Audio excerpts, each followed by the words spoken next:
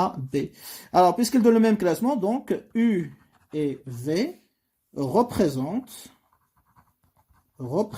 le même ordre de préférence. Ils nous donnent le même ordre de préférence. Donc là, vous voyez que même si j'ai deux fonctions d'utilité différentes, avec deux expressions différentes, ou deux formules différentes, eh bien, ils peuvent me donner le même classement.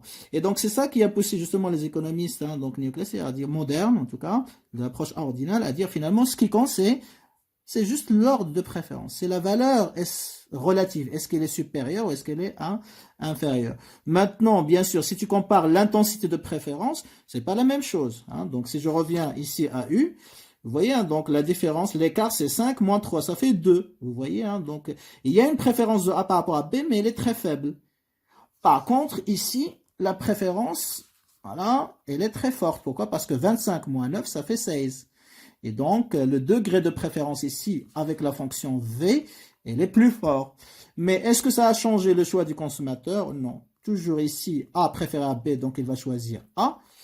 Et ici, bien pareil, hein, donc il préfère A à B, donc il va choisir A. Donc, ça n'a aucune influence. Donc, c'est pour ça que ce qui compte, c'est l'ordre de préférence, c'est-à-dire la valeur de l'indice d'utilité. Est-ce qu'elle est supérieure? Est-ce qu'elle est inférieure? Est-ce qu'elle est égale? D'accord?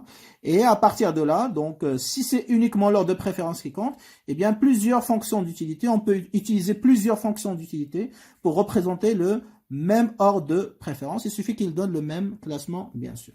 Très bien. Donc, on va arrêter là, sur cette partie. Il nous reste, hein, donc, voilà, une dernière petite partie. Hein, donc, je vais faire une autre vidéo parce que là, c'est presque 1 heure.